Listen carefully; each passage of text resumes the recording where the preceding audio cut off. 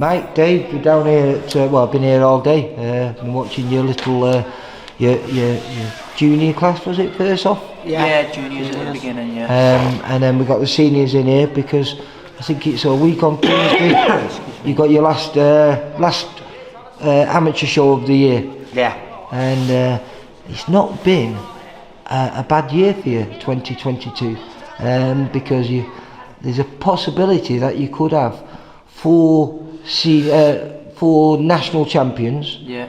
And you've had 3 international medalists as well. Yeah, we've done really well, to be fair. I mean, as well as like Northwest champions as well. We've done well with them. About 10 Northwest regional champions. Yeah, something like that, off the top of my head. Yeah, so we've done well. We've done really well with it. Yeah, well, I enjoy coming down here. But yeah, we had the Box Cup champions as well, the Manchester Box Cup champions. Oh yeah, you did that. Was that the inaugural? I know it had been done previous before, but it was never completed. No, yeah. So that was the first one that was completed, wasn't it? We had Mikey, Jack, Joe, and Leighton. There were 4, weren't there? 4 lads and they all won it. Yeah. Not doing bad then, are you, mate? No, doing well. So this show on a week on Thursday is, as I was seeing today, it's packed full of talent, mate. I mean, some really exciting fighters on there. I believe you've got a little bit of a list there. Yeah, we've got Jimmy Price, Joe Mason, Cian Maron, Jack Jennings, Mikey Jennings, Rosian Bitmez, Deck Bridge, Adam Pursglove, Jack Swarbrick, Zach Piontek, Harrison Stewart, Harry Winard, Braden Bedinsky, Akil Knight and Corey Scott all boxing on the show. And there's a few names that I know because I've filmed them over the years. Harry Winard, great talent, isn't he? Yeah, it's great to watch too. He is very pleasing on the eye. Always brings a good crowd with him as well, so he's always in an exciting fight. I mean, really good. He is, and there's also 2 kids that might be having their last amateur fights in Akil Knight and Deck Bridge. Yeah, obviously we'll speak to them. Get this one out of the way. But I think they've both got their eyes set on turning professional. It all amazing. In fact, I was only here a few days ago watching Deck sparring with Rocky Fielding. Yeah, great experience for him. Rocky's in a big fight, and it's great for Deck to be sparring with someone like Rocky Fielding. You know, loads of experience. Deck's just learning loads off him. But your lads, they've always been moving around. Mate, Keel's been a massive help over the last few years because he's a southpaw, hasn't he? Yeah. And he's been moving around with Jack and Mark Jeffers and you know, really been playing a big part of this gym. He's probably one of the most improved in the gym. But his work ethic. His work ethic just, you know, he's just never out of the gym. He's always asking questions, which is great. He's always wanting to learn, and you can see it now. You can see he's sitting down on his shots more. So this more solid as you know than what he used to do anyway. Yeah. Well, this is brilliant, like, you know, for him to say farewell before he hangs up the vest. Because I think both of them will do really well in the pro game. Yeah, I do. I think they'd be probably more suited for it as well, you know. So both good to watch. Aki, you know, he's very technical, good southpaw. He's quite strong as well, to be fair. Yeah, developing Deck as well. Deck's solid. Got a top jab on him. Obviously, we'll have to. If this is what they're going to do, they're going to have this last fight. Then we'll work with them then to turn pro. You know, change them a little bit. Tweak them. And get them ready for that. You can only get them ready for what they're getting ready for, and if they're an amateur, it's no good preparing them for the pro game. No, because it's still a different sport, isn't it? Of course, I mean it's same with with Nelson and Levi and Leighton. When obviously Leighton was in the Europeans, Nelson and Levi was in the world, so there weren't a lot you want to change. It's just more little tweaks, making sure they're nice and tight, more basic stuff than anything. Yeah. There's no point in changing something that's already winning. Yeah, well, like I said, obviously it's benefited the other lads out here. We just mentioned before, Owen Lithgow. He could be a 2 times national champion this year. Yeah, he's done really well. Amazing, all inside about 14 fights. Yeah, he's had 14. Something like that, yeah. 14. And the young lady, what was her name today? Garcia. She's in the final with him. Yeah. We think it's not this weekend, but next weekend. Yeah, it's definitely next weekend. We're not sure on the day.